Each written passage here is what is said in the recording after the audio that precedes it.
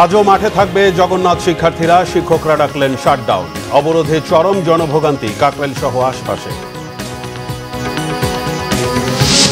সাম্যের মৃত্যুতে ঢাকা বিশ্ববিদ্যালয়ে শোক, বিক্ষোভ। এখনো কেন ক্যাম্পাসে খুন, প্রশ্ন রিজভির। ঘাড়ে চেপেছে সিন্দাবাদের ভূত, বলেছেন মির্জা আব্বাস। আদালতের রায় অনুযায়ী ইশরাক হোসেনকে মেয়রের দায়িত্ব বুঝিয়ে দেওয়ার দাবি দক্ষিণ ঢাকাবাসী। কঠোর আন্দোলনের আলটিমেটাম। উপদেষ্টা আসিফ ও নুরজাহানের সাবেক স্টাফ মোয়াজ্জেম তুহিন ও মাহমুদকে দুদকে তলব। জিজ্ঞাসাবাদ করা হবে এনসিপির সাবেক নেতা তানভীরকেও। দেখছিলেন ক্রাউন সিমেন্ট সংবাদ শিরোনাম। এবার বিস্তারিত। দাবি আদায়ে আজও মাঠে থাকার ঘোষণা দিয়েছে জগন্নাথ বিশ্ববিদ্যালয়ের শিক্ষক শিক্ষার্থীরা। শুক্রবার সকাল 10টায় কাকরাইল মোড়ে হবে বর্তমান ও সাবেক জাবিয়ানদের সমাবেশ। বাদ জুমা গণ অনশন ও অবস্থান কর্মসূচি। রাতে নতুন করে আন্দোলনের এই কর্মসূচির ঘোষণা দেন জগন্নাথ বিশ্ববিদ্যালয় শিক্ষক সমিতির সাধারণ সম্পাদক রইস উদ্দিন। দাবির ব্যাপারে যদি সুস্পষ্ট বক্তব্য না আসে ততক্ষণ পর্যন্ত আমাদের কর্মসূচি অব্যাহত থাকবে। চলমান যে অবস্থান কর্মসূচি সেটি আজকে রাত্রেও চলবে। সাবেক এবং বর্তমানদের সমাবেশ হবে সকাল 10টায়। শিক্ষার্থী, শিক্ষক, কর্মকর্তা বাদ জুমা আমাদের সামনে আর কোনো গত্যন্তর নেই। আমরা গণ অনশনে বসে যাব। থেকে পালিত হবে গণ অনশন এবং অবস্থান কর্মসূচি। এর আগে দ্বিতীয় দিনের মতো রাজধানী কাকরাইল মোড়ে সড়ক অবরোধ কর্মসূচি পালন করছেন জগন্নাথ বিশ্ববিদ্যালয়ের শিক্ষার্থীরা। দাবি আদায় না হলে ক্লাসে ফিরবেন না বলে জানান আন্দোলনকারীরা। এদিকে দাবি আদায় না হওয়া পর্যন্ত বিশ্ববিদ্যালয়ে শাটডাউন ঘোষণা দিয়েছেন জগন্নাথের শিক্ষক সমিতি। উজ্জ্বল দাসের ক্যামেরায় বিস্তারিত জানাচ্ছেন জিয়া খান। রাজধানীর কাকরাইল মোড়ে টানা দ্বিতীয় দিনের মতো সড়ক অবরোধ করে অবস্থান জগন্নাথ বিশ্ববিদ্যালয়ের শিক্ষার্থীদের। এবার আর আশ্বাস নয়, দাবি আদায় করে রাজপথ ছাড়ার অঙ্গীকার তাদের। করতে পারে, হয়তো আবারও আমরা আহত হব, আমাদের ভাই বোনরা আহত হবে, কিন্তু এটা দিয়ে তো মানে স্টুডেন্টদের দমায় রাখা যায় না কখনো। ঠিক আছে, তো এটা চলতেই থাকবে, আমরা দাবি আদায় করেই ছাড়বো। খাওয়া নেই, ঘুম নেই, এই অবস্থায় শুয়ে আছি। আমাদের ছোট ছোট ভাই বোন আছে, আমরা সিনিয়র, আমরা তাদেরকে যতটুকু পারছি হেল্প করছি, কিন্তু এটা এইভাবে সম্ভব হচ্ছে না। ইন্টারিমকে এটার একটা সমাধানে আসতে হবে। 3 দফা দাবির সঙ্গে তাদের উপর পুলিশের হামলার বিচার চান। আমাদের ক্ষমতার উপর আপনারা বসে কিভাবে সাহস পান? আপনি আমাদের উপর বুলেট ছুড়ার, আমাদের ভাই, আমাদের শিক্ষক, আমাদের ফ্রেন্ড, সবার উপর কিভাবে আপনারা সাহস পান ইয়া করে? এটার সুষ্ঠু তদন্ত করতে হবে। আমরা নিজেরাও এটা বুঝতে পারি না কেন আমাদের ন্যায্য অধিকার আদায়ের এইখানে আমাদের উপর হামলা করা হলো। এর আগেও এনসিপির আওয়ামী লীগের নিষেধের জন্য ওরা দাবি করছে, ওদের কি করছে, সিটি কর্পোরেশন থেকে ঠান্ডা পানি দিছে, আর আমাদের যে টিয়ার শেল কি বলে গরম পানি এগুলো দিছে। সরকারের দৃষ্টিভঙ্গি নিয়ে ক্ষোভ প্রকাশ করলেন আন্দোলনকারীরা। আমাদের বিশ্ববিদ্যালয়ের ভাইদের রক্তের উপর থেকে দাঁড়িয়ে তারা কিন্তু এই সিটে জায়গা দখল করেছে। এখন আমাদের বিশ্ববিদ্যালয়ের সহ সহ শিক্ষার্থী যাদের রক্তের উপর দাঁড়িয়ে তারা গদিতে বসে আছে, তাদেরকে তারা এখন অবমাননা শুরু করেছে, তাদেরকে এখন দাম দিচ্ছে না। আমাদের যে 20 বছরের যে ক্ষোভ, আমাদের হল নেই, মাথার উপর একটা ছাদ নেই, আজকে কোনো 20টা বছর ধরে আমরা একটা টাকা আবাসন ভাতা পাচ্ছি না। এই ক্ষোভ থেকেই মূলত বোতলটা মেরেছে। আর তবে ও যেটা করেছে এর জন্য অন্যায়, এটা আমরা আমাদের বিশ্ববিদ্যালয় থেকে ব্যবস্থা নেবার জন্য। শিক্ষার্থীদের সঙ্গে শিক্ষকরাও রাজপথে থেকে দাবি আদায়ের ঘোষণা দেন। আমরা গতকালকে 12টা থেকে এখানে অবস্থান করছি। অত্যন্ত দুর্ভাগ্যজনক বিষয় হলো সরকারের পক্ষ থেকে এই পর্যন্ত আমাদের সাথে কোনো ধরনের সিদ্ধান্তমূলক কথা বলা হয়নি। বৈষম্যহীন এই সরকারের সময়, বৈষম্যহীন এই বাংলাদেশে একটি পাবলিক বিশ্ববিদ্যালয়ের শিক্ষক শিক্ষার্থী পুলিশ দ্বারা নির্যাতিত হতে পারে না, তার বিচার করতে হবে। আমরা এই দাবি। কাকরাইল মোড় অবরোধের কারণে যান চলাচল বন্ধ হয়ে যায়, যার চাপ পড়ে আশপাশের সড়কগুলোতে। ভোগান্তিতে পড়তে হয় সাধারণ মানুষকে। জিয়া খান, বাংলা ভিশন, ঢাকা। রাজধানী কাকরাইলে গতরাতে তথ্য উপদেষ্টা মাহফুজ আলমকে লক্ষ্য করে পানির বোতল নিক্ষেপের ঘটনায় ক্ষুব্ধ প্রতিক্রিয়া জানিয়েছে জাতীয় নাগরিক পার্টি এনসিপি। এনসিপির শীর্ষ নেতারা বলেছেন, সমালোচনা গণতান্ত্রিক অধিকার, কিন্তু শারীরিক লাঞ্ছনা বর্বরতা। মাহফুজ আলমের সঙ্গে যা হয়েছে তার চেয়ে নিকৃষ্ট আর কি হতে পারে সেই প্রশ্নও করেছেন তারা। জগন্নাথ বিশ্ববিদ্যালয়ের আন্দোলনরত শিক্ষার্থীদের সঙ্গে কথা বলতে বুধবার রাতে কাকরাইল মসজিদের সামনে গিয়েছিলেন উপদেষ্টা মাহফুজ আলম। সেখানে কথা বলার এক পর্যায়ে তাকে লক্ষ্য করে একটি প্লাস্টিকের পানির বোতল ছুড়ে মারা হয়। মাহফুজ আলমের সঙ্গে যা ঘটেছে সেটিকে হামলা হিসেবে বর্ণনা করে এর নিন্দা জানিয়েছেন এনসিপির নেতারা। সাম্য হত্যাকে কেন্দ্র করে সামাজিক যোগাযোগ মাধ্যমে গুপ্ত সংগঠনের লোকজন মিথ্যা প্রোপাগান্ডা ছড়াচ্ছে বলে দাবি করেছেন ছাত্রদলের সভাপতি রকিবুল ইসলাম রাকিব। আর বিশ্ববিদ্যালয়ের প্রক্টরের গাফিলতির কারণেই সাম্যকে প্রাণ হারাতে হয়েছে বলে দাবি করেছেন ছাত্রদলের ঢাকা বিশ্ববিদ্যালয় সভাপতি গণেশ চন্দ্র রায় সাহস। সাম্য হত্যার বিচারের দাবিতে ভিসির বাসভবনের সামনে অবস্থান কর্মসূচি থেকে এসব কথা বলেন তারা। এদিন সাম্যের প্রতি শ্রদ্ধা জানিয়ে বিশ্ববিদ্যালয় প্রশাসন অর্ধবেলা সকল ক্লাস ও পরীক্ষা স্থগিত রাখে। বিস্তারিত জানাচ্ছেন মামুন আব্দুল্লাহ। ঢাকা বিশ্ববিদ্যালয়ের স্যার এফ রহমান হল শাখা ছাত্রদলের সাহিত্য ও প্রকাশনা সম্পাদক শাহরিয়ার আলম সাম্য নিহতের প্রতিবাদে পূর্ব নির্ধারিত কর্মসূচির অংশ হিসেবে ভিসির বাসভবনের সামনে অবস্থান নেয় ছাত্রদল। সকাল থেকে বিভিন্ন কলেজ ও বিশ্ববিদ্যালয়ের ছাত্রদলের নেতাকর্মীরা অবস্থান নেন ভিসির বাসভবনের মূল ফটকে। এ সময় সহপাঠী ও দলীয় কর্মী হত্যার সুষ্ঠু বিচার দাবি করেন তারা। এখানে যারাই পড়ে ম্যাক্সিমাম ছাত্রগুলো মেধাবী এবং খুবই ভালো ছাত্ররাই চান্স পায়, তারাই লেখাপড়া করে, তারাই তো দেশ পরিচালনা করবে, দেশের জন্য কাজ করবে। এইভাবে যদি দিনের পর দিন লাশ হইতে থাকে, মৃত্যু হইতে থাকে, অকালে মৃত্যু ঘটে, তাহলে দেশের মানুষের কি হবে? আমরা খুনিদের দৃষ্টান্তমূলক শাস্তি চাই, আমরা খুনিদের ফাঁসি চাই। একই সাথে ঢাকা বিশ্ববিদ্যালয়ের প্রশাসন যারা সাধারণ শিক্ষার্থীদের নিরাপত্তা দিতে ব্যর্থ হয়েছে তাদের পদত্যাগ দাবি করছি। অবস্থান কর্মসূচিতে অংশ নেন ছাত্রদলের কেন্দ্রীয় সভাপতি। বলেন, সাম্য হত্যা নিয়ে নোংরা রাজনীতি করছে একটি দল। সাম্য হত্যায় প্রক্টরের গাফিলতির অভিযোগ ঢাকা বিশ্ববিদ্যালয়ে ছাত্রদলের সভাপতির। সাম্য হত্যার কারণে উদ্ভূত পরিস্থিতিতেও বাংলাদেশের গুপ্ত সংগঠন রয়েছে, বিভিন্নভাবে সাম্যকে খাটো করে সোশ্যাল মিডিয়ায় প্রপাগান্ডা চালিয়ে যাচ্ছে। তাদের বিরুদ্ধে আমাদের সুস্পষ্ট কিছু অবস্থান রয়েছে। এখন পর্যন্ত বিশ্ববিদ্যালয়ের বিসি স্যার এবং প্রক্টর স্যারের কাছ থেকে সুস্পষ্ট কোনো বক্তব্য আমরা এখন পর্যন্ত পাইনি। ঢাকা বিশ্ববিদ্যালয় ক্যাম্পাসে নিরাপত্তার যে দেখভালের অবস্থা, সেটা প্রক্টর, অবশ্যই প্রক্টরকে এখানে এই পদ থেকে সরাতে হবে এবং এই দায় ভিসিও কোনোভাবে এড়াতে পারে না। এই জন্য আমরা ভিসিকেও যত উপযুক্ত আইনের আয়তায় নিয়ে সেই পদে বহাল থাকার ন্যূনতম আর রাখে কিনা। এদিকে ঢাকা বিশ্ববিদ্যালয়ের শিক্ষা ও গবেষণা ইনস্টিটিউটের মাস্টার্সের শিক্ষার্থী শাহরিয়ার আলম সাম্য হত্যার ঘটনায় বৃহস্পতিবার শোক পালন করে বিশ্ববিদ্যালয় প্রশাসন। এদিন অর্ধবেলা ক্লাস ও পরীক্ষাও স্থগিত রাখা হয়। পরীক্ষা ছিল, পরীক্ষা ক্যান্সেল করে দিয়েছে, ক্লাস ছিল, ক্লাসও ক্যান্সেল হয়ে গেছে, কেউ আসতেছে না, শিক্ষকেরও নাই। যাদের ওই যে কাজ থাকে তারা আসার পরে চলে যাচ্ছে। বিভাগীয় কার্যক্রম চলতেছে, ক্লাস এবং পরীক্ষা সব বন্ধ রয়েছে আর কি। ছাত্ররা তো আসে না, আমরা নোটিশ দিয়ে জানিয়ে দিয়েছি। এদিকে সরওয়ার্দী উদ্যানে নিরাপত্তা জোরদারে এবং উদ্যানের সুষ্ঠু পরিবেশ ফিরিয়ে আনতে অভিযান চালায় ঢাকা দক্ষিণ city corporation. Mamun Abdullah, Bangla vision, Dhaka. ডানে বামে সব দিকে তাকিয়ে দেশ শাসন করতে অন্তর্বর্তী সরকারকে পরামর্শ দিয়েছেন বিএনপির সিনিয়র যুগ্ম মহাসচিব রুহুল কবির রিজভী। তিনি বলেন, না হলে কেউ রক্ষা পাবেন না, জনগণ ধরে ফেলবে। বৃহস্পতিবার জাতীয় প্রেস ক্লাবের সামনে ঢাকা বিশ্ববিদ্যালয়ের ছাত্র সাম্য হত্যাকাণ্ডের প্রতিবাদে আয়োজিত মানববন্ধনে একথা বলেন তিনি। উত্তরাঞ্চল ছাত্র ফোরাম আয়োজিত মানববন্ধনে রিজভী বলেন, আওয়ামী লীগ তো ক্ষমতায় নেই, দানবীয় শাসনও এখন নেই। বিগত 15 বছর তাদের দৌরাত্মে বিরোধী মতের ছাত্ররা নিপীড়নের শিকার ছিল। এখন কেন বিশ্ববিদ্যালয়ে লাশ পড়বে প্রশ্ন রেখে রিজভী বলেন, 5 তারিখের পর সবাই শান্তি চেয়েছিল, কি অন্যায় ছিল সাম্যর, এমন প্রশ্ন রাখেন তিনি। বলেন, নদী আগ্রাসনের বিরুদ্ধে কথা বলায় আবরারকে জীবন দিতে হয়েছে। সাম্য হত্যার পেছনে রাজনৈতিক কারণ আছে উল্লেখ করে রিজভী বলেন, পুলিশ গ্রেফতার করেছে 3 ভবঘুরেকে। সাম্য হত্যায় দায়ীদের দৃষ্টান্তমূলক শাস্তির দাবি জানান বিএনপির এই নেতা।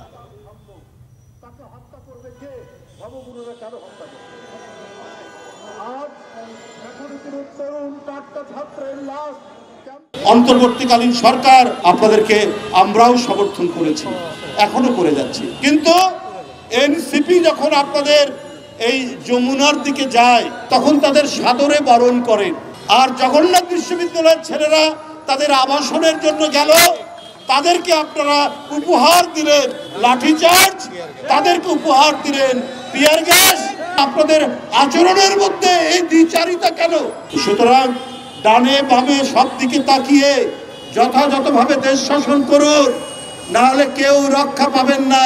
কোনো বিশেষ রাজনৈতিক দল বা কোনো আদর্শকে প্রতিষ্ঠিত করতে গেলে আপনারা কিন্তু জনগণ ধরে ফেলবে। বিএনপির স্থায়ী কমিটির সদস্য মির্জা আব্বাস বলেছেন, কুকুরের মুখ থেকে বাঘের মুখে পড়েছে জাতি। সিন্দাবাদের ভূত ঘাড়ে চেপে বসেছে, নামতে চায় না। ঘাট থেকে ঝাঁকি দিয়ে এদের নামিয়ে নির্বাচন আদায় করে নিতে হবে বলে মন্তব্য করেন তিনি। বিকেলে জেলা শিল্পকলা একাডেমিতে কুমিল্লা বিভাগে বিএনপির সদস্য ফরম বিতরণ ও সদস্য নবায়ন কর্মসূচির উদ্বোধনী সভায় মির্জা আব্বাস আরও বলেন, এ সরকারের বিরুদ্ধে কোনো মিডিয়ায় কোনো কথা নেই। এদেশের স্বাধীনতা সার্বভৌমত্ব নিরাপদ নয় এ সরকারের হাতে। এ সরকারের সাঙ্গপাঙ্গরাই লুটপাট, ব্যাংক ডাকাতি করছে। 90,000 কোটি টাকা গত 8 মাসে পাচার হয়ে গেছে। মির্জা আব্বাস অভিযোগ করেন, উপদেষ্টাদের অনেকের বাপ চাচারা ব্যবসা শুরু করেছে, ঘুষ খাওয়া শুরু করেছে। বলেন, নীতি নির্ধারণের বিষয়ে কোনো সিদ্ধান্ত নেওয়ার অধিকার নেই অন্তর্বর্তী সরকারের। কুকুরের মুখ থেকে বাঘের মুখে পড়েছি। সিন্দাবাদের বুড়ো আমাদের ঘাড়ে চেপে বসেছে, ঘাড় থেকে আর নামতে চান না। ওনাকে ঘাড় থেকে ঝাঁকি দিয়ে নামাতে হবে। আমাদের নির্বাচন হাসিল করতে হবে, আদায় করে নিতে হবে। জনগণের ভোটের অধিকার আমাদের ন্যায্য অধিকার, এটা আমাদের পাওনা, হিসাবের পাওনা। আমরা বুঝে নিতে চাই, আমরা ভিক্ষা চাই না। অন্তর্বর্তীকালীন সরকার, নির্বাচন দেওয়া সরকার, দেশের কোন নীতি নির্ধারণী বিষয়ে সিদ্ধান্ত নেওয়ার অধিকার তাদের নাই। আদালতের রায় ও নির্বাচন কমিশনের প্রজ্ঞাপন জারির পরও ইশরাক হোসেনকে মেয়রের দায়িত্ব বুঝিয়ে না দেয়ায় ক্ষোভে ফুঁসছেন ঢাকা দক্ষিণের বাসিন্দারা। দ্রুত শপথের ব্যবস্থা করতে স্থানীয় সরকার মন্ত্রণালয়ের প্রতি আবারও আহ্বান জানিয়েছেন ঢাকাবাসী। নয়তো শনিবার নগর ভবন থেকে বিক্ষোভ মিছিল কর্মসূচি ঘোষণা করেছেন ঢাকা দক্ষিণ সিটি কর্পোরেশনের বাসিন্দারা। মিরাজ হোসেন গাজীর রিপোর্ট, ক্যামেরায় ইনামুল হাবিব রুবেল। নগরবাসী তাদের ভোটে নির্বাচিত মেয়রকে দায়িত্ব বুঝিয়ে দেওয়ার দাবিতে দ্বিতীয় দিনের মতো ঢাকা দক্ষিণ সিটি কর্পোরেশনের বাসিন্দাদের এই বিক্ষোভ। আগের দিনের ঘোষিত কর্মসূচি ছিল নগর ভবনের নিচতলায় গণ অবস্থান, কিন্তু সকাল থেকে প্রধান ফটক তালাবদ্ধ থাকায় সামনের সড়কেই অবস্থান নিয়ে বিক্ষোভ করতে থাকেন তারা। ইশরাক হোসেনকে যারা দায়িত্ব বুঝিয়ে দিচ্ছেন না, তারা পলাতক ফ্যাসিস্টের দোসর বলে অভিযোগ করেন ঢাকাবাসী ভোটাররা। আমাদের ইঞ্জিনিয়ার ইশরাক হোসেনকে অবিলম্বে শপথ করিয়ে তার দায়িত্ব তাকে বুঝিয়ে দিবে। আর যদি তা না করে, যে কোনো অনাকাঙ্ক্ষিত ঘটনার জন্য যারা এই পরিস্থিতি সৃষ্টি করেছে তারা দায়ী থাকবে। আমাদের আরো কঠোর থেকে কঠোর কর্মসূচি হবে। কর্মসূচি দিয়ে আন্দোলন সংগ্রামের মাধ্যমে আমাদের ন্যায্য পাওনাটুকু আমাদের ইঞ্জিনিয়ার ইশরাক সাহেব বুঝে নেবে। আমরা ঢাকা দক্ষিণবাসী ঐক্যবদ্ধভাবে আজকে রাজপথে আছি এবং ইশরাকের শপথ না হওয়া পর্যন্ত আমাদের আন্দোলন সংগ্রাম চলছে এবং চলছে। গণতান্ত্রিক অধিকার ফিরে পাওয়ার জন্য আমরা ইঞ্জিনিয়ার ইশরাক হোসেন সাহেবকে আমরা মেয়র হিসেবে দেখতে চাই। কোন অদৃশ্য শক্তির কারণে এটা কালক্ষেপণ করা হচ্ছে, আমরা নগরবাসী আসলে জিনিসটা বুঝতে পারতেছি না। বিক্ষুব্ধ নগরবাসী বলেন, আদালতের রায় ও নির্বাচন কমিশনের প্রজ্ঞাপনের পরও শপথের টালবাহানা করায় স্থানীয় সরকার মন্ত্রণালয় জনগণের বিপক্ষে অবস্থান নিয়েছে। হাসিনার প্রেতাত্মারা এখনো সচিবালয়ে আছে, তারাই আজকে কলুষিত করতে চাচ্ছে এবং জনগণকে ভিন্ন খাতে প্রবাহিত করতে চাচ্ছে। অন্তর্বর্তী সরকারের সংশ্লিষ্ট ডিপার্টমেন্টকে বলবো, আপনারা এটাকে ডিলে না করে অতি শীঘ্র এটাকে অ্যাকসেপ্ট করে তাকে শপথ বাক্য পাঠ করানো হোক। ইঞ্জিনিয়ার ইশরাক হোসেনকে তার যোগ্য মর্যাদায় বসতে দেন। বেলা 11টার দিকে প্রধান ফটক খুলে ভিতরে প্রবেশ করেন বিক্ষুব্ধ ঢাকাবাসী। ভবনের নিচতলায় অস্থায়ী মঞ্চে গণ অবস্থান কর্মসূচি শুরু করেন ঢাকাবাসী। আমরা এবার বসে থাকবো, প্রয়োজন অবস্থান কর্মঠ হবে, আমরা অনশন দমন করবো, কিন্তু আইন ফলো করতে হবে। কারণ এখন জনগণের সরকার, এখন আর স্বৈরাচার নাই, বিধায় আমাদের আইন মানতে হবে। আমাদের যে আন্দোলন করতে হবে এটা আমরা কল্পনা করতে পারি না। এটা তো সেটেল ইস্যু, আদালত কর্তৃক রায় হচ্ছে, তাকে বসতে দেওয়া হবে এবং যদি বসতে না দেওয়া হয় টালবাহানা করে আমরা তীব্র আন্দোলন করবো। আবার অবিলম্বে ইশরাকের শপথ গ্রহণ করা হোক, অন্যথায় আমরা এলাকা এলাকায় আমাদের সিটি কর্পোরেশনের যে ট্যাক্স খাজনা আছে খাজনা বন্ধ করে দিতে বাধ্য হব।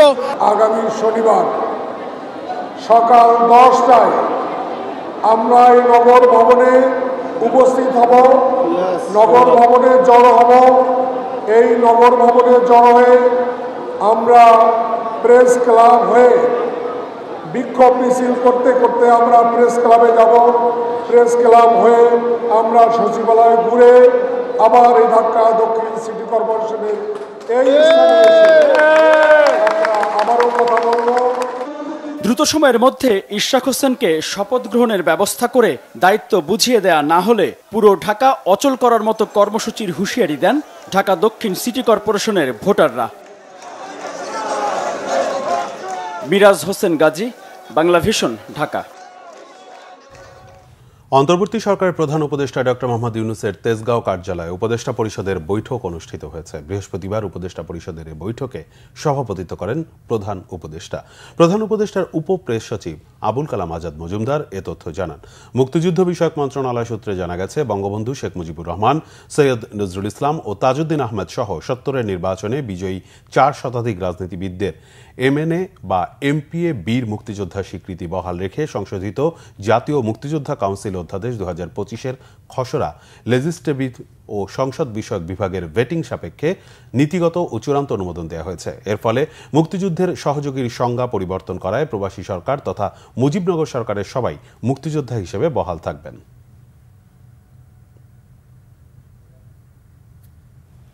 স্থানীয় সরকার ও ক্রীড়া উপদেষ্টা আসিফ মাহমুদ সজীব ভুঁইয়ার সাবেক সহকারী একান্ত সচিব মোয়াজ্জেম হোসেন, স্বাস্থ্য উপদেষ্টা নূরজাহান বেগমের সাবেক 2 ব্যক্তিগত কর্মকর্তা তুহিন ফারাবী ও ডাক্তার মাহমুদুল হাসান এবং জাতীয় নাগরিক পার্টির সাবেক যুগ্ম সদস্য সচিব ABM গাজী সালাউদ্দিন আহমেদ তানভীরকে জিজ্ঞাসাবাদের জন্য তলব করেছে দুর্নীতি দমন কমিশন দুদক। তাদের হাজির হওয়ার জন্য নোটিশ ইস্যু করেছেন দুদকের অনুসন্ধান কর্মকর্তা। দুদক মহাপরিচালক আক্তার হোসেন এ বিষয়ে বলেছেন, তুহিন ফারাবী ও মাহমুদুল হাসানকে 20 মে জিজ্ঞাসাবাদের জন্য ডাকা হয়েছে।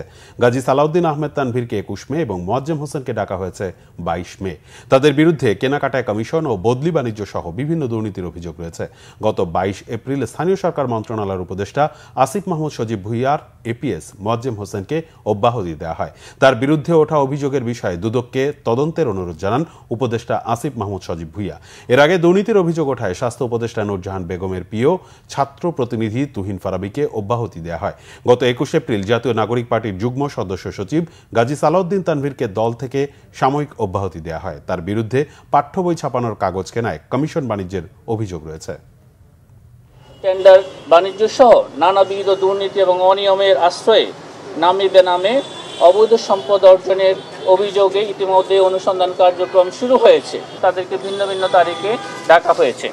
ঋণের কিস্তি প্রদান, LC সহ মঞ্জুরিপত্রের শর্ত ভঙ্গ করে মানি লন্ডারিং অপরাধ সহ প্রতিষ্ঠানের অনুকূলে প্রদানকৃত মোট ঋণের 404 কোটি টাকা আত্মসাৎ তথা রাষ্ট্রীয় ক্ষতি সাধন করার অপরাধ অনুসন্ধানকালে প্রমাণিত হওয়ায় ন্যাশনাল ব্যাংক লিমিটেডের কর্মকর্তা, কর্মচারীবৃন্দ এবং পরিচালনা পর্ষদের একটি মামলা রুজু হয়েছে। এদিকে স্থানীয় সরকার ও ক্রীড়া উপদেষ্টা আসিফ মাহমুদ সজীব ভুঁইয়ার সাবেক সহকারী একান্ত সচিব মোয়াজ্জেম হোসেন, স্বাস্থ্য উপদেষ্টা নূরজাহান বেগমের সাবেক ব্যক্তিগত কর্মকর্তা ছাত্র প্রতিনিধি তুহিন ফারাবী ও জাতীয় নাগরিক পার্টির সাবেক যুগ্ম সদস্য সচিব ABM গাজী সালাউদ্দিন আহমেদ তানভীরের দুর্নীতি তদন্তের অগ্রগতি জানতে দুদকের সামনে অবস্থান কর্মসূচি পালন করেছে বাংলাদেশ যুব অধিকার পরিষদ। বেলা 11:30টায় জাতীয় প্রেস ক্লাবে জমায়েত হয়ে মিছিল নিয়ে দুদকের সামনে গিয়ে অবস্থান নেন যুব অধিকার পরিষদের নেতাকর্মীরা। অবস্থান কর্মসূচি থেকে 5 সদস্যের একটি প্রতিনিধি দল দুদক চেয়ারম্যানের সঙ্গে সাক্ষাৎ করে তদন্তের অগ্রগতির বিষয়ে লিখিতভাবে জানতে চান। এ সময় চেয়ারম্যান জানান, কাজ চলমান রয়েছে। প্রতিনিধি দলে ছিলেন গণ অধিকার পরিষদের উচ্চতর পরিষদ সদস্য ও গণমাধ্যম সমন্বয়ক আবু হানিফ, যুব অধিকার পরিষদের সভাপতি মঞ্জুর মোর্শেদ মামুন, সাংগঠনিক সম্পাদক মুমতাজুল ইসলাম, অর্থ সম্পাদক সৈয়দ মাহবুবুর রহমান, সহ সভাপতি রাহুল ইসলাম সোহেল। দেশের গণমাধ্যমের উপর সরকারের পক্ষ থেকে কোনো ধরনের নিয়ন্ত্রণ নেই জানিয়েছেন তথ্য ও সম্প্রচার উপদেষ্টা Mahfuz Alam. British high commissioner Sarah cook বৃহস্পতিবার বিকেলে তথ্য সম্প্রচার মন্ত্রণালয়ে তার সঙ্গে সাক্ষাৎ করতে গেলে তথ্য উপদেষ্টা একথা জানান। বলেন, গণমাধ্যম সংস্কার কমিশনের সুপারিশ অনুযায়ী বেশ কিছু সংস্কারের উদ্যোগ নেওয়া হয়েছে। আগামী 5 আগস্ট উদযাপন উপলক্ষে মন্ত্রণালয়ের পক্ষ থেকে আরও কিছু প্রামাণ্যচিত্র ও প্রকাশনা তৈরি করা হবে বলেও জানান মাহফুজ আলম। এ সময় ব্রিটিশ হাইকমিশনার সারা কুক এবছর বিশ্ব মুক্ত গণমাধ্যম সূচকে বাংলাদেশ উন্নতি করায় অন্তর্বর্তী সরকারের প্রশংসা করেন।